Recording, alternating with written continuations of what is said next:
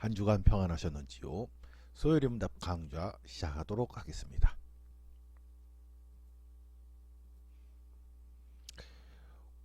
오늘은 구원의 은총을 전달하는 외형적 방법들 세 가지 중에 첫 번째인 말씀에 대해서 함께 살펴보도록 하겠습니다. 소요리 문답 항목으로는 89번과 90번 항목입니다. 먼저 질문과 대답을 읽도록 하겠습니다. 말씀이 어떻게 효력이 되어 구원을 얻게 합니까? 대답입니다. 하나님의 영께서 말씀의 낭독, 특히 말씀의 설교를 하나님의 효과적 방편으로 삼으셔서 죄인들에게 죄를 깨닫게 하고 회개케 하시며 또 거룩함과 위안으로서 그들을 튼튼하게 하십니다. 이것은 믿음을 통하여 이루어지며 마침내 구원에 이르게 하는 것입니다. 영어 한번 볼까요? How is the word made effectual to salvation? 말씀이 어떻게 구원에 이르도록 효과를 발휘하게 됩니까? The Spirit of God, 하나님의 영이 make it the reading, 읽는 것을, but especially, 특별히 the preaching, 설교의 형태를 통해서 of the word, 말씀의 설교를 통해서 an effectual means, 효과적인 방법이 되게 합니다. of convincing and converting sinners, 죄를 깨닫고 회개하게끔 하는 데 있어서요. and of building them up, 그리고 그들을 튼튼히 세워갑니다. in holiness and comfort, 거룩함과 위안 안에서 through faith, 믿음을 통해서 unto salvation, 구원에 이르게 됩니다. 우리말 번역이 잘 되었습니다. 90번 질문 대답입니다. 말씀이 우리를 구원에 이르게 하는 효과 있는 것이 되게 하려면 우리가 말씀을 어떻게 읽고 들어야 합니까? How is the word to be read and heard that it may become effectual to salvation? 구원에 이르도록 효과적이 되게끔 하기 위해서는 말씀이 어떻게 읽어져야 되고 어떻게 들려야 합니까? 말씀이 우리를 구원에 이르게 하는 효과 있는 것이 되게 하려면 우리가 부지런함과 준비와 기도로서 거기에 열중하고 믿음과 사랑으로 받아들이고 우리 마음에 간직하며 우리 생활에서 그것을 실천해야 합니다.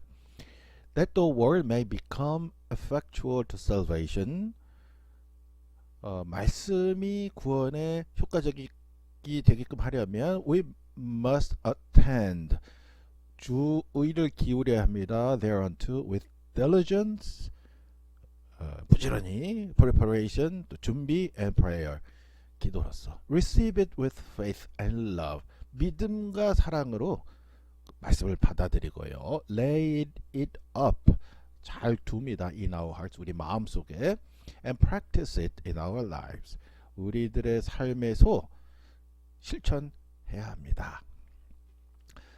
네, 이런 내용이 89번, 90번 항목이 말씀에 대한 항목으로 제시되어 있습니다. 그럼 오늘은 이 내용에 대해서 우리가 조금 더 깊이 있게 살펴보도록 하겠습니다. 오늘의 주제는 말씀이라고 할 수가 있는데요. 말씀이라는 주제는 우리 기독교 신앙생활에 있어서 너무너무 중요하지요. 이번 기회에 말씀이라는 주제, 너무나도 중요한 이 주제에 대해서 오늘 정리하도록 하겠습니다. 로마서 10장 17절은 다음같이 말씀합니다. 그러므로 믿음은 들음에서 나며 들음은 그리스도의 말씀으로 말미암았느니라. 우리 믿는 자들의 믿음 생활의 기본은 말씀이라고 할 수가 있습니다. 말씀으로부터 믿음으로부터 출발했습니다. 믿음은 들음에서 발생했고 그 들음은 그리스도의 말씀으로 말미암았다. 예수님이 말씀하셨는데 그것을 들은 제자들이 성경을 기록하면서 예수님의 말씀을 듣게끔 했다 하는 거죠. 그렇게 들음으로 해서 우리 믿음이 발생하게 됐다는 겁니다. 우리의 믿음이 우리가 태어나면서부터 아무도 아무 말 안 했는데 우리 안에서 생겨난 게 아닙니다. 외부로부터 들은 겁니다. 저도 모태신앙입니다. 4대째 모태신앙입니다. 4대째 기독교 집안이지만 저도 어렸을 때 태어나서면서부터 교회에서 쭉 자랐기 때문에 들은 거죠. 교회에서 어렸을 때 교회 마당에서 놀면서 또 예배 드리면서 여름 성경학교 하면서 분막 공부하면서 들은 거죠. 부모님으로부터 듣고 교회 선생님부터 듣고 친구들한테 듣고 들은 거죠. 그 환경이 또 교회였기 때문에 또 잘 들을 수가 있었던 거죠. 부모님의 믿음을 이어받은 거죠. 들음에서 난 겁니다. 인류 역사상 어느 누구도 듣지 않고 믿음이 발생한 경우는 존재할 수가 없습니다. 분명히 들은 겁니다. 전달자가 있는 것이죠. 그 전달자를 추적해 가면 예수님께 거슬러 올라갈 수 있습니다. 모든 것의 출발은 예수님입니다. 예수님의 그 말씀으로부터 시작하였고 그것이 전달되어서 나에게까지 전달되었고 내가 그것을 들었고 그 들음으로 말미암아 믿음이 시작됐다 라고 할 수 있는 것이죠.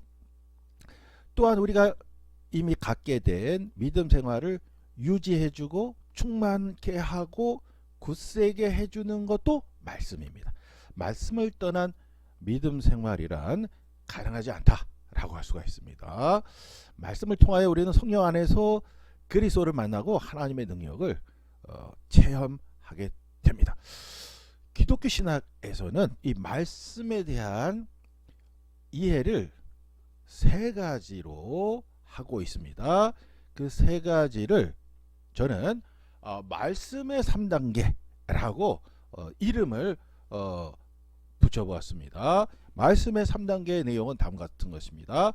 성육신된 말씀, 기록된 말씀, 선포되는 말씀.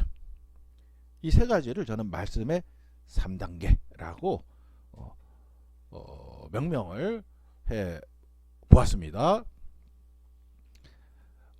조직신학, 기독교 조직신학 1권부터 5권까지 중에 그 첫 번째 제1권에는 기독교 조직신학의 12가지 주 중에 첫 번째는 신학 일반, 두 번째는 계시론이었죠. 계시로부터 시작했죠. 계시가 일반 계시가 있고 특별 계시가 있는데요. 그 다음 세 번째는 성서론이죠. 특별 계시가 성경이죠. 그래서 성서론. 이 성서론 세 번째 주제에 있는 조직신학에 있는 진술 가운데 이런 내용이 있습니다. 성서론 안에 있는 내용입니다.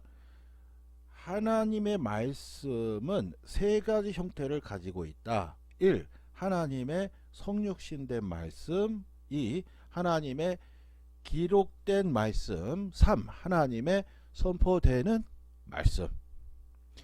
세 가지로 구분되어 있습니다. 이 세 가지를 저는 말씀의 세 가지 형태라고 할 수 있는데요. 이 안에 세 가지 안에 배열을 생각을 해서 말씀의 3단계라고 저는 표현을 했습니다. 이 말씀의 3단계를 잘 아는 것이 중요합니다. 먼저 각각의 개념을 정확하게 알아야 되겠죠. 그래야 말씀에 대한 유기적이고 통합적인 이해를 우리가 갖출 수 있다라고 할 수 있습니다. 먼저 성육신된 말씀. 대해서 그 내용을 살펴보도록 하겠습니다. 요한복음 1장 1절입니다. 태초에 말씀이 계시니라.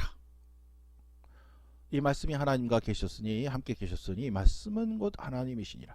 태초에 말씀이 계시니라. 말씀이라고 했습니다. 헬라어로 로고스라는 단어이지요. 말씀. 로고스가 이제 말씀이란 뜻인데요. 태초에 로고스가 있었다. 이렇게 되어 있습니다. 헬라어로는. 이 말씀은 누구죠? 예수님이죠. 예수님을 이제 로고스, 말씀으로 표현한 것인데요. 말씀. 그렇죠. 이 말씀입니다. 예수님이 말씀입니다. 1장 3절은 다음과 같습니다. 만물이 그로 말미암아 지은 바 되었으니 지은 것이 하나도 그가 없이는 된 것이 없느니라. 여기서 그라 함은 예수님을 지칭합니다. 모든 만물이 예수님으로 말미암아 지은 바 되었는데 하나도 예수님 없이 지어진 것이 없다. 그러니까 1장 3절은 천지창조에 대한 내용입니다. 그러니까 천지창조, 만물의 창조가 예수님 없이 이루어진 것은 하나도 없다 라고 선언을 하고 있습니다. 1장 14절입니다. 말씀이 육신이 되어 우리 가운데 거하시매 우리가 그의 영광을 보니 아버지의 독생자의 영광이요 은혜와 진리가 충만하더라. 이 말씀, 그러니까 천지창조 그 이전에 태초에, 태초는 천지창조보다도 훨씬 더 이전이죠. 영원 전입니다. 처음부터 말씀이 계셨는데 천지창조, 성부, 성자, 성령, 천지창조, 예수님 없이 지어진 건 없다 라고 선언했고요. 그런데 만물의 창조자라고 할 수 있는데 그 말씀이 14절에 보면 육신이 되어 우리 가운데 거했다. 여기서 그 중요한 신학적 개념 성육신 개념입니다. incarnation이라고 하지요. 성육신. 여기서 성은 거룩할 성자가 아니고 이룰 성자입니다. 육신이 되었다. 예수님이 인간이 되었다. 육신이 되었다 하는 것은 성육신, 성이 대일성 incarnation을 직역한 한자어라고 할 수 있습니다. 너무너무 중요한 내용이죠. 예수님이 인간이 되어 우리 가운데 거하셨습니다. 누가? 말씀이. 그래서 성육신된 말씀이라고 합니다. 첫 번째 단계입니다. 빌립보서 2장 6절에서 8절 신약성경 전체를 통해서 가장 잘 알려진 그리스도 찬송시이죠. 그는 근본 하나님의 본체시나 그라 하면 예수님이죠. 하나님의 본체십니다. 하나님과 하나님의 본체시지만 하나님과 동등됨을 취할 것으로 여기지 아니하시고 오히려 자기를 비워 종의 형체를 가지사 사람들과 같이 되셨고 사람의 모양으로 나타나사 자기를 낮추시고 죽기까지 복종하셨으니 그 십자가에 죽으심이라. 이처럼 예수 그리스도의 인간 되심을 성경이 말씀하고 있고 이러한 예수 그리스도를 말씀으로 표현했기 때문에 성육신된 말씀은 예수 그리스도를 가리킨다 라고 할 수가 있습니다. 성육신된 말씀이란 개념이 갖고 있는 신학적 의미는 다음과 같습니다. 구약성경과 신약성경 전체의 주인공은 예수 그리스도다 라고 할 수가 있습니다. 구약성경은 오실 그분에 대한 준비이고 신약성경은 오신 그분에 대한 기록이다 라고 할 수가 있는 것이죠. 성경 전체가 성육신된 말씀에 대한 기록이고 성육신된 말씀은 예수 그리스도이시다 라고 할 수 있는 거죠. 따라서 성경에 있는 모든 내용은 예수 그리스도 안에서 통합되고 예수 그리스도 안에서만 이해된다 라고 할 수가 있습니다. 예수 그리스도 때문에 성경은 권위를 받고 하나님의 말씀이 된다 라고 정의할 수가 있겠습니다. 하나님의 말씀 두 번째 단계입니다. 기록된 말씀입니다. 기록된 말씀은 그렇습니다. 성경을 가리킵니다. 성경은 하나님의 말씀으로서 절대적인 권위를 갖습니다. 그런데 역사적으로 성경의 권위에 대해서 많은 논란이 있었습니다. 예를 들어서 천주교에서는 성경의 권위보다도 전통의 권위를 더 높이 둡니다. 성경의 권위보다도 전통이 더 높은 위치에 있습니다. 가톨릭은 그렇습니다. 논란이 있는 거지요. 또 지금도 마찬가지입니다. 근대 시대 이후로 과학이 발전하면서 성경의 내용을 보고 성경의 권위를 의심하는 그런 많은 인물들이 등장하게 되었습니다. 그들의 주장에 따르면 성경은 오류투성이고 허황되다 하는 그런 주장들이 있었습니다. 이것은 근본적으로 성경을 하나님의 말씀으로 받아들이지 않느냐, 그렇지 않느냐 하는 것이 결정적이다 라고 할 수가 있습니다. 하나님의 말씀이 아니라 인간의 기록으로만 받아들인다면은 그 안에 있는 성경의 안에 있는 모든 기록은 역사적인 인간의 기록에 불과할 것입니다.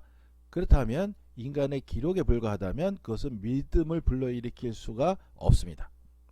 오히려 역사적으로 사실인가 하는 신빙성마저 확보하기가 힘들어집니다. 그렇다면 사도 바울이 말씀한 것처럼 우리의 믿음은 헛것이 되고 세상 사람들보다도 더욱 불쌍한 사람이 될 것입니다. 말씀에 대한 신학적 이해에서 성경을 기록된 말씀이다 라고 지칭하는 것은 성경이 바로 하나님의 말씀이다 라는 것을 선포하는 의미를 갖습니다. 성경은 인간의 말이 아니라 하나님의 말씀입니다. 하나님은 어떤 분이십니까? 절대자이고 무한자이시죠. 반면 인간은 유한하고 근본적으로 한계를 가지고 있습니다. 기독교의 핵심이 무엇입니까? 죄로 죽을 수밖에 없는 인간이 예수 그리스도를 믿어서 구원을 받는다 하는 것이죠. 이것은 인간의 이성이나 능력으로 도달할 수가 없습니다. 인간의 능력과 영역에서는 가능한 것이 아니죠. 그래서 바울은 이것을 하나님의 능력이라고 표현을 했습니다. 인간의 능력으로는 사람이 죽음을 넘어서 부활하여 영생한다는 것이 불가능하죠. 그러나 하나님의 능력으로는 가능하죠. 하나님은 절대자이시고 무한자이시기 때문에 그렇죠. 그래서 바울이 로마 제국의 수도 로마의 교인들에게 보낸 로마서 서도에서 다음과 같이 선언합니다. 내가 복음을 부끄러워하지 아니하노니 이 복음은 모든 믿는 자에게 구원을 주시는 하나님의 능력이 됨이라. 먼저는 유대인에게요 그리고 헬라인에게로다. 여기서 가장 강조하고 싶은 표현은 하나님의 능력입니다. 내가 복음을 부끄러워하지 아니하노니 이 복음은 모든 믿는 자에게 구원을 주시는 하나님의 능력이다. 그래서 됩니다. 이제 기노마이지만은 헬라어로 이다라고 표현할 수 있습니다.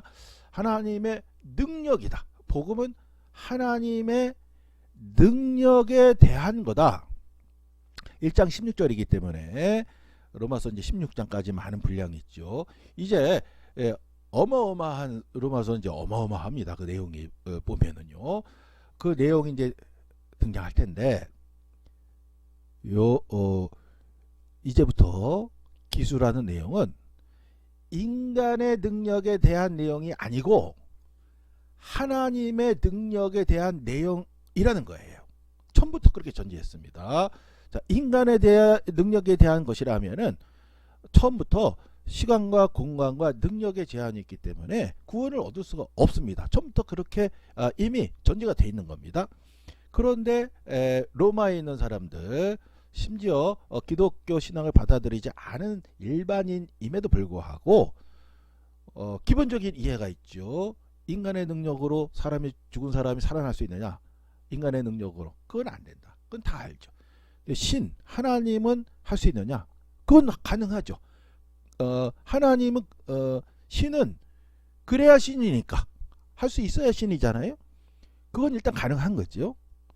그렇습니다. 하나님의 능력에 대해서 지금부터 기술하겠다 라고 시작을 한 것이죠.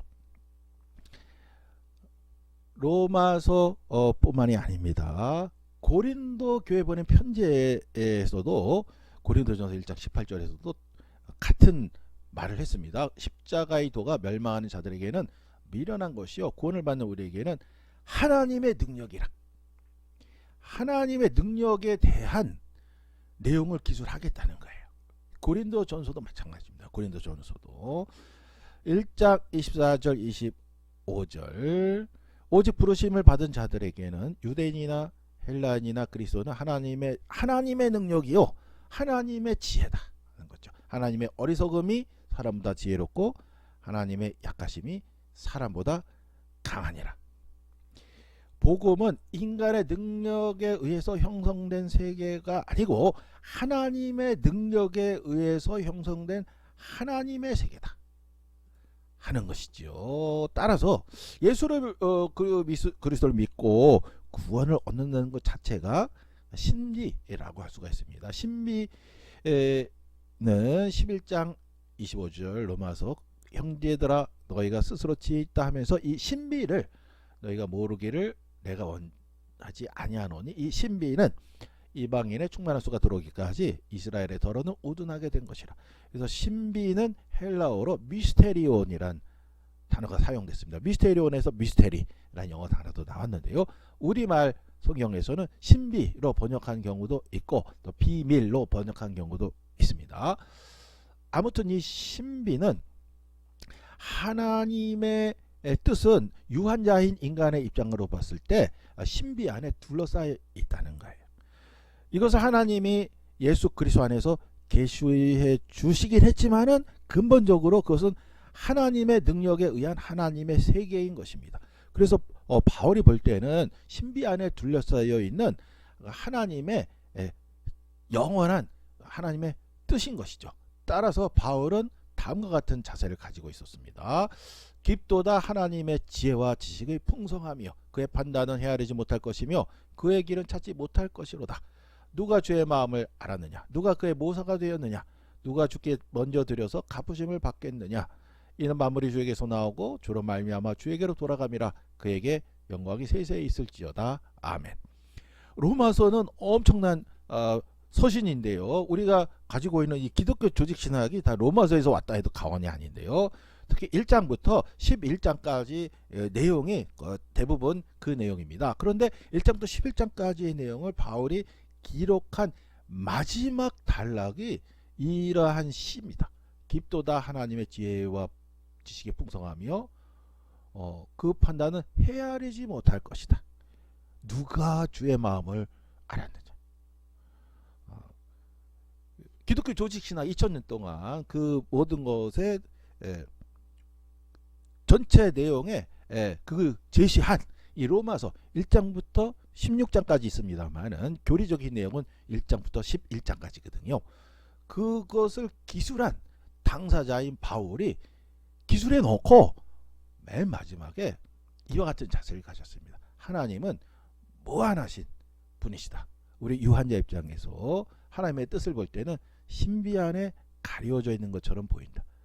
그런데 예수 그리스도를 통해서 우리에게 계시 주셨는데 그 계시 준 만큼 우리가 알 수 있다 하는 그러한 자세를 가지고 있었던 것이죠.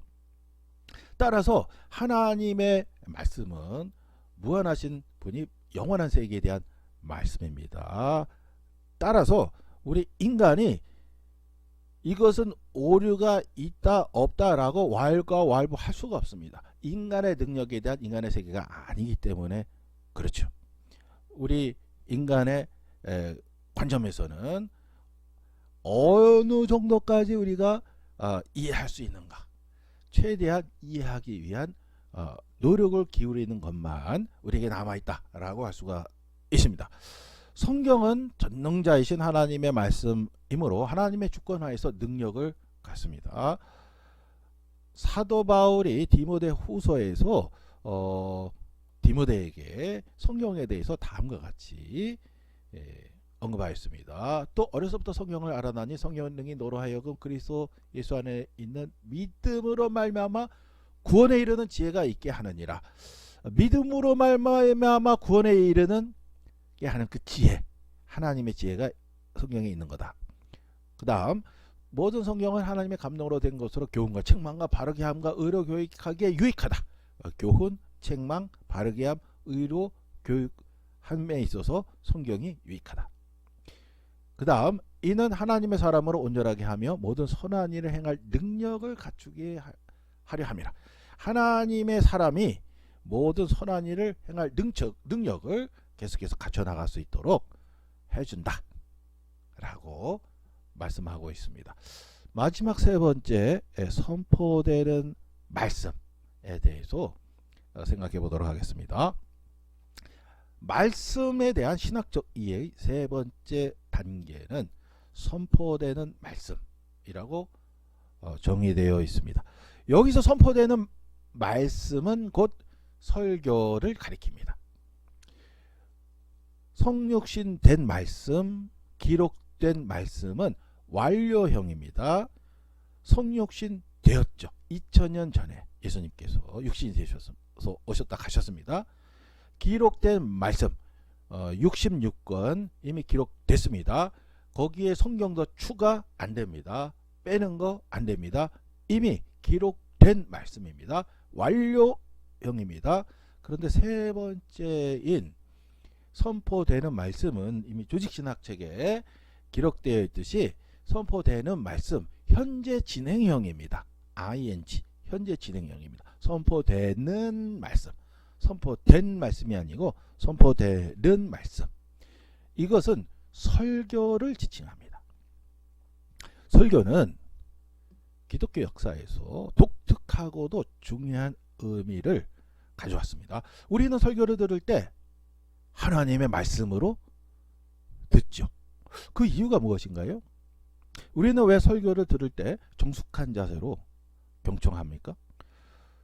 현재 우리는 다양한 경로를 통해서 설교를 듣고 있습니다. 주일 예배 시간에도 목사님을 통해서 설교를 듣습니다. 그 외에도 여러 기독교 방송 매체들을 통해서도 설교를 듣습니다. 어떤 목사님 설교는 들으면 참 좋아서 그 교회 교인들이 신나서 교회를 다닌다라는 이야기가 들리기도 하고요.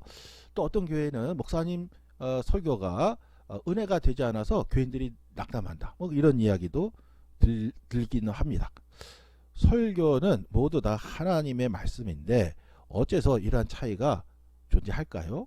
하나님의 말씀인데 설교란 도대체 무엇이고 설교의 목적은 무엇입니까?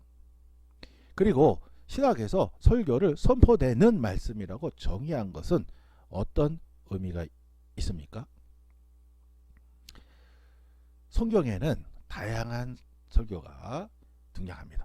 신명기 전체가 모세가 출애굽한 이후로 가나안 땅에 향해 가고 있었는데 가나안 땅에 들어가기 직전에 모세가 이스라엘 백성에게 한 설교죠. 신명기 전체가요. 설교입니다. 신명기는 설교다 라고 할 수 있습니다. 또한 마태복음 5장부터 7장 산상순은 천국에 대해서 예수님이 제자들에게 한 설교이죠. 우리 성경에 보면 예수님의 설교가 여러 차례 등장합니다. 이외에도 성경에는 수많은 설교가 등장합니다. 사도행전을 예를 들면 사도행전에는 학자에 따라 조금씩 다르지만은 30편 정도의 30개 정도의 설교가 있습니다. 사도행전 안에요. 이처럼 성경에는 수많은 설교가 등장하는데요. 설교의 공통적 특징이 있습니다. 그것은 하나님의 뜻을 전달한다 하는 데에 있습니다. 설교자는 하나님의 뜻을 전하는 대언자의 역할을 하는 것입니다. 따라서 설교를 경청하는 사람도 설교를 인간의 말이 아닌 하나님의 말씀으로 받아들이는 것이죠. 역사적으로 기독교가 처음 시작됐을 때에 설교가 있었습니다. 예수님께서 부활하시고 승천하신 후에 세상에 제자들이 남겨졌습니다. 이 제자들에 의해서 교회가 설립되었습니다. 처음 시작된 이 교회를 초대교회라고 하는데 그 중심에 설교가 있었습니다. 교회의 설교는 예수님의 제자들이 예수님께서 하신 말씀과 행적을 기억하는 것으로부터 비롯되었습니다. 예수님의 부활을 기리는 주일마다 모여서 예배를 드리게 되었는데 예수님을 직접 보면서 따랐던 제자들이 이 시간에 모인 사람들에게 예수님께서 하신 말씀을 전해줬던 것이죠. 당시에는 성경이 기록되기 전이었고 처음 예수님 부활 승천 이후로 모이기 시작했기 때문에 사람들이 예수님의 말씀을 궁금해했고 예수님의 행적을 궁금해했습니다. 그것을 보고 들은 제자들이 주일 모일 때마다 이야기를 해준 거죠. 그것이 이 설교입니다. 신학적 용어로 캐리그마라고 하는데요. 캐리그마는 선포된, 말해진 그 완료형입니다. 헬라어 단어인데요. 선포된 이라는 의미를 가지고 있는 단어입니다. 캐리그마라는 단어가요. 이것이 교회의 설교가 된 것입니다. 주일날 모였을 때 예수님을 기억하던 이 캐리그마가 기독교의 역사가 진행되면서 독자적이고 절대적 권위를 갖는 설교로 확립되어 갔습니다. 그 이유는 강력한 이단의 출현 때문이었습니다. 우리나라는 지금도 이단이 굉장히 많죠. 그런데 초대교회 때부터 이단이 다양한 형태로 출현해서 강력한 위세를 떨쳤습니다. 기독교의 존립 자체를 위태롭게 할 지경이었습니다. 이단은 예나 지금이나 고대시대나 지금 중세시대나 현재 우리나라나 마찬가지입니다. 이단은 성경을 잘못 해석해서 발생합니다. 현재 우리나라도 그렇습니다. 이단 집회 이렇게 모니터링 해보면은 다 성경 공부합니다. 성경이 다른 성경은 아닙니다. 66권 우리 성경인데 그 성경을 놓고 하나님 말씀이다. 그래 놓고 그 공부를 하는데 해석을 해줍니다. 근데 그 해석이 엉터리인 거죠. 아전인수고 엉터리인 거죠. 그게 이단입니다. 성경을 잘못 해석해서 발생합니다. 초대교회 때는 영지주의라고 이제 광범위하게 정말 다양한 이단이 있었습니다. 그 이단 180년 주후 180년에 이레네우스라는 정통 최초의 신학 교부가 있었습니다. 이레네우스라는 그 유명한 교부가 이단 논박이라는 아드베루수스 헤레시스라는 그 유명한 책을 썼는데요. 거기에 등장하는 영지주의 이단만 해도 30개가 넘습니다. 어마어마하게 이단들이 많이 등장했는데 하나같이 다 성경을 잘못 해석해서 발생을 했습니다. 일단 이단의 숫자가 너무 많고요. 잘못 해석하는데 조금씩 잘못하다가 삼천포로 빠져나가는 경우가 많이 있었습니다. 어마어마하게 많이 있었습니다.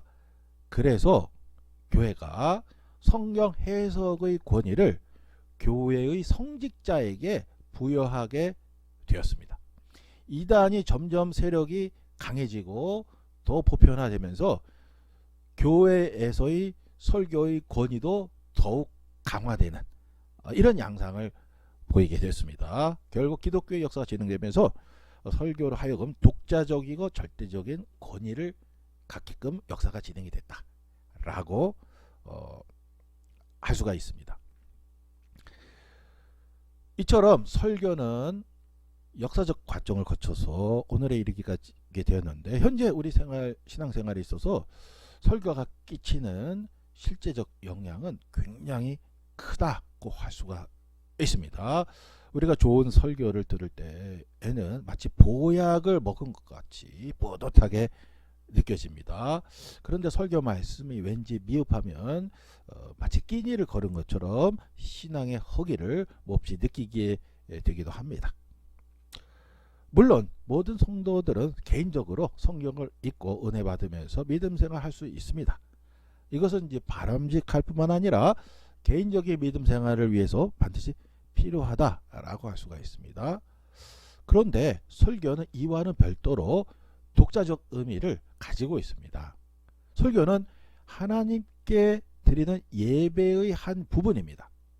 예배가 독자적이고 절대적 의미를 갖듯이 그 안에서 하나님의 말씀을 대언하고 선포하는 설교 또한 독자적이고 절대적 의미를 갖는 것이죠. 만일에 예배가 독자적이고 절대적 의미를 갖지 않는다면 예배 드리는 것이 나는 별로 나한테 의미가 없다 하면 예배 안 드려도 되느냐? 그렇지 않다는 거죠. 예배는 반드시 드려야 하는 절대적 의미가 있다 하는 것이죠.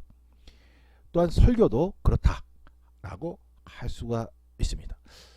그런데 설교는 간과할 수 없는 독특한 특성 하나를 가지고 있습니다. 매우 독특한 특성입니다. 설교는 설교자가 하나님의 말씀을 대언하는 형식으로 수행된다라고 하겠습니다. 하나님의 말씀은 시간과 공간을 초월하기 때문에 시간과 공간의 제약을 받지 않고 예배드리는 그 시간에 설교를 통하여 살아있고 생명력 있는 하나님의 말씀으로 선포되는 것입니다. 그런데 절대적인 하나님의 말씀, 시간과 공간을 초월하는, 시간과 공간의 제약을 받지 않은 절대자 하나님의 말씀이 유한한 인간인 설교자를 통해서 선포됩니다. 이것으로써 설교 안에는 절대적 의미와 상대적 의미가 동시에 존재하게 됩니다. 이것은 참으로 독특한 상태라고 할 수가 있습니다. 하나님의 말씀은 언제나 절대적입니다. 그런데 그것을 전달하는 설교자는 언제나 유한한 존재입니다. 이처럼 설교 안에는 절대적인 의미와 상대적 의미가 동시에 있는데, 여기에서부터 신앙생활에 모든 희노애락이 발생한다라고 할 수가 있겠습니다. 생생하고 재미있는 성경의 세계, 실생활에서 어떻게 사는 것이 믿음으로 사는 것인가에 대한 알기 쉬운 방안 등이 담겨 있는 깊이 있고 따뜻한 설교를 들으면 성도들은 행복합니다. 신앙생활에 힘이 있습니다. 다른 한편 왜 똑바로 못하냐는 식의 설교만 매주일 듣는 성도들은 힘이 없습니다. 설교에 따른 신앙생활의 희로애락은 제가 설명하지 않아도 우리가 너무나 잘 알고 있기 때문에 여기서 굳이 강조하지는 않겠습니다. 설교의 독특한 특성, 곧 하나님의 절대적인 말씀을 유한한 인간이 대언하는 이런 특성 때문에 결국 설교는 듣는 성도들보다 설교자의 역할이 더욱 중요하다라고 할 수가 있습니다. 설교는 일방성이 있기 때문입니다. 설교는 설교자가 강단에서 선포합니다. 대화 형식으로 이루어지지 않고 설교자가 처음부터 끝까지 선포하는 일방적인 전달 형식으로 이루어져 있습니다. 따라서 설교자가 어떠한 내용을 설교하더라도 성도들은 하나님의 말씀으로 받아들이므로 설교자는 자신이 준비한 설교가 하나님의 말씀으로서 손색이 없도록 만전을 기해야 합니다. 설교가 절대적 의미와 상대적 의미가 공존하는 매우 독특한 상황이다 하는 점에 주목하여서 선포되는 말씀 3단계의 세 번째인 선포되는 말씀에 대해서 어떤 신학자는 이것을 빗대서 다음과 같이 표현하기도 했습니다. 선포되는 말씀, 곧 설교는 하나님의 말씀이다 라고 정의하기에 앞서서 하나님의 말씀다워야 한다 라고 말하는 것이 차라리 낫겠다 라는 표현을 한 적도 있습니다. 지금부터 벌써 100년 전 일이지만요. 하나님 말씀을 전하는 설교자가 하나님의 말씀으로 손색이 없도록 준비를 만전을 기해야 한다 라고 하기 때문에 그런 것이죠. 100년 전 이제 독일이었는데요. 당시에 이제 완전 100년 전은 아니고 하여튼간 히틀러 나치 시절에 나치에 찬동하는 목사들이 많이 있었습니다. 그래서 주일 설교 때 나치를 찬동하고 히틀러를 찬동하는 그런 설교가 많이 있었습니다. 그래서 그걸 보고 빗대서 한 거죠. 설교를 듣는 사람들은 히틀러와 나치를 찬동하는 그런 설교를 들으면서 하나님의 말씀으로 받아들여야 되는 거지 않습니까? 주일 예배 설교 시간에 선포된 말씀이니까 하나님 말씀으로 받아들여야 하는데 그것을 이제 비판해서 한 거죠. 하나님의 말씀으로 받아들여야 하는 것은 맞지만 설교가 하나님의 말씀다워야 한다 라고 빗대서 한 것이죠. 이렇게 말한 사람이 당시에 히틀러한테 엄청나게 고난을 받아서 스위스로 망명하기까지 했었습니다. 아무튼 설교는 하나님 말씀의 대언입니다. 설교자가 하나님 말씀을 대신 전하는 것이죠. 설교자가 설교하기 위해서 강단을 섰을 때 절대적 권위를 부여받는 것은 설교자 개인 때문이 아니라 설교자가 하나님 말씀을 대신 전하기 위해 섰기 때문이다 라고 할 수 있는 것입니다. 설교의 목적은 무엇입니까? 양들에게 풍성한 생명의 양식을 공급하는 데 있다 라고 하겠습니다. 설교자는 자신에게 주어진 양들을 풍성한 하나님의 말씀으로 잘 먹이고 양육할 책임이 있습니다. 양들을 푸른 조장과 맑은 샘물로 인도하여 배부르고 풍성하게 잘 먹여야 합니다. 성도들이 설교를 통하여 진정으로 원하는 것은 말씀의 깊고 풍성한 세계입니다. 성경 말씀을 통하여 하나님의 뜻을 알고자 합니다. 설교를 통하여 성경의 세계로 들어가서 하나님의 뜨거운 사랑과 능력을 체험하고자 갈망합니다. 설교 시간에 성도들이 달고 오묘한 성경의 세계에 들어가지 못하면 크게 실망합니다. 누구든지 먹어야 힘이 나지요. 설교자가 바른 믿음 생활을 위해서는 이런 것들 해야 한다라고 강조하기 전에 먼저 성도들을 풍성한 생명의 양식으로 먹이면 됩니다. 달고 오묘한 생명의 양식을 배불리 풍성하게 먹이면 성도들에게 강조하지 않아도 스스로 다 합니다. 성도들은 다른 것이 아니라 성경 말씀을 통한 생명의 양식을 먹어야만 위로받고 힘을 얻을 수 있습니다. 지금까지의 내용을 정리해 보도록 하겠습니다. 설교를 선포되는 말씀이라고 정의한 것은 다음과 같은 의미가 있다라고 정의할 수 있겠습니다. 우리는 누구나가 다 실존적 측면에서는 성경 앞에 홀로 선 단독자라고 할 수 있습니다. 생명과 죽음 사이에서 반드시 하나님 앞에 단독으로 서야 합니다. 설교는 이러한 신앙의 실존적인 단독자에게 기록된 말씀을 통하여 성육신된 말씀을 만나게 하는 것입니다. 즉 기록된 말씀을 통하여 성육신된 말씀을 만나게 하는 것이 선포되는 말씀인 것입니다. 설교를 통하여 성도들이 성육신된 말씀을 만나고 그로 인하여 생명력을 얻고 활력을 얻을 때 설교는 비로소 선포되는 말씀으로서의 진정한 권위를 얻게 될 것입니다. 예수님께서 성전에서 가르치실 때에 예수님의 말씀을 들었던 사람들의 반응을 마가복음 12장 37절은 다음과 같이 전하고 있습니다. 다윗이 그리스도를 주라 하였은즉 어찌 그의 자손이 되겠느냐 하시니 많은 사람들이 즐겁게 듣더라. 예수님의 말씀을 많은 사람들이 즐겁게 들었다. 즐겁게 듣더라 해서 즐겁게라고 번역된 헬라어 원어는 헤데오스라는 단어입니다. 헤데오스라는 단어는 달다라는 뜻입니다. 예수님의 말씀을 달게 들었다 라고 할 수가 있는 것이죠. 달고 오묘한 그 말씀, 달다. 예수님의 말씀을 사람들이 마치 단 것을 먹듯이 즐겁게 듣는 장면을 보도하고 있는 것입니다. 이와 같이 우리도 설교를 통해서 달고 오묘한 하나님의 말씀을 즐겁게 들을 수 있게 되기를 바라겠습니다. 그 말씀을 통해서 새 힘을 얻어서 이 세상을 굳건한 믿음으로 힘차게 살아가기를 소망합니다.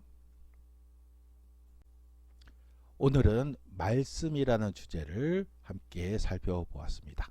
오늘 내용은 여기까지 진행하겠습니다. 수고 많으셨습니다.